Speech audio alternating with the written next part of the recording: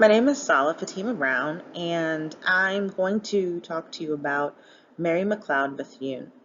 Mary McLeod Bethune was a prolific and phenomenal black woman who changed her life and the lives of all African Americans because she followed through with her determination and her dedication to learning.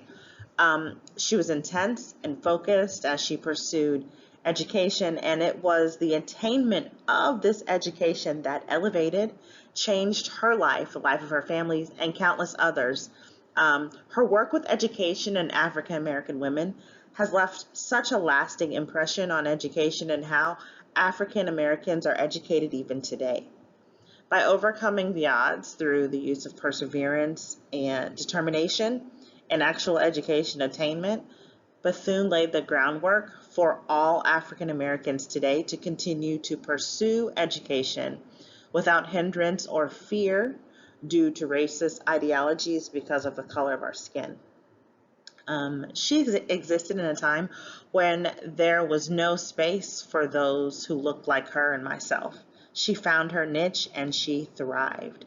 Please sit back and explore some of her greatest achievements in her blessed life. She's one of the most renowned African American women, renowned women of her time. Bethune started with meager beginnings. She was born to formerly enslaved, impoverished parents. Her parents had been freed, but they had to continue to work for their former owners just to survive.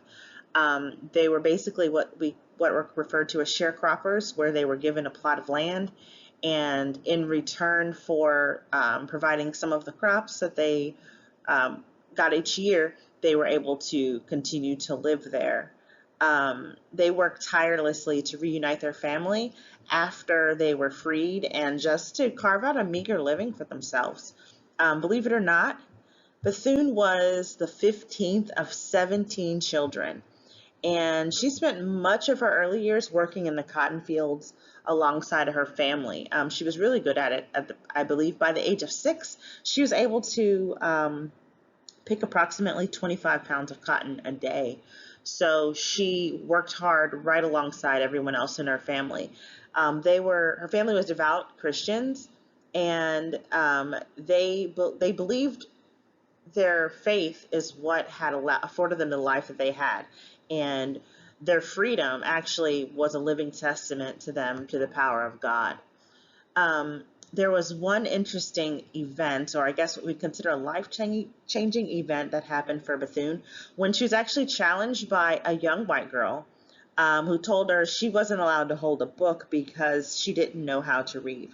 Believe it or not, this encounter changed her life. It sparked a desire and a passion in Bethune to learn to read, and fortunately and luckily enough for her, she received the blessing of education at the age of 10.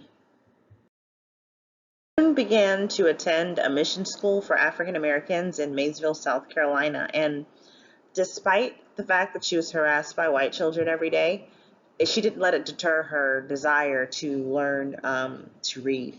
Um, and after she attended, she developed a real passion for education.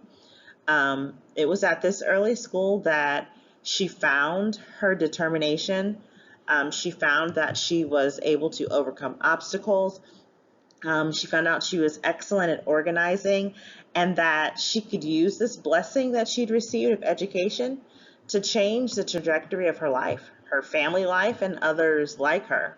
Once she was able to attend school, she realized that she wanted a different life. She wanted a better life than what she currently had, and that's what she set her lives on. She spent the rest of her life changing her life and the lives of others, and she did it through the attainment of education. After attending the mission school, she continued her schooling at Scotia Seminary, where she began her studies, and that's where she first started to work to elevate Negro women from the status of third-class citizens. She stayed there for 7 years before moving to Moody Bible Institute, where she studied for an additional 2 years. And notice there weren't a lot of people of color at that school. Um, After that, she became an eighth grade teacher where she became fully invested in her mission to elevate the lives of African American people and African American women specifically. Each of these experiences set the foundation for Bethune and helped her define her purpose, which was enabling African Americans to elevate their lives through the attainment of education. It was she had found her true passion and her true life's work. It was at this point that McLeod continued to advance. She was an advisor to President Roosevelt on the Federal Council of Negro Affairs. She also was the founder and president of the National Council of Negro Women, and she was a member of the National Association of Teachers of Colored Schools. McLeod fought for equality for African Americans from the beginning of her life until the very end. And she used her philosophy of her hand, heart, and her head to do so. McLeod followed the philosophy of head, heart, and hands. Use your head to study to build your intellect.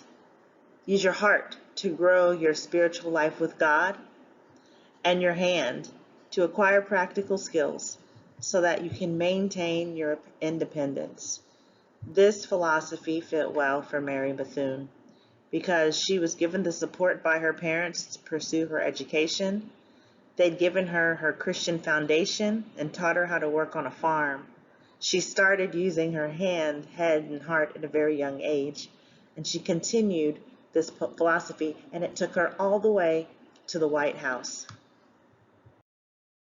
Her impact is still felt in modern education, as African Americans have attained and continue to attain the highest levels of education. They can now be seen as students, instructors, and leaders. Though there is still work to be done to continue to diversify places of education, because of Mary McLeod Bethune, classrooms are integrated in all areas, and there are no longer places that people of color do not have access. African Americans are found in all levels of education, from the classroom to leadership positions at state and national levels, and it is because of the work of Mary McLeod Bethune that these things are possible. Thank you.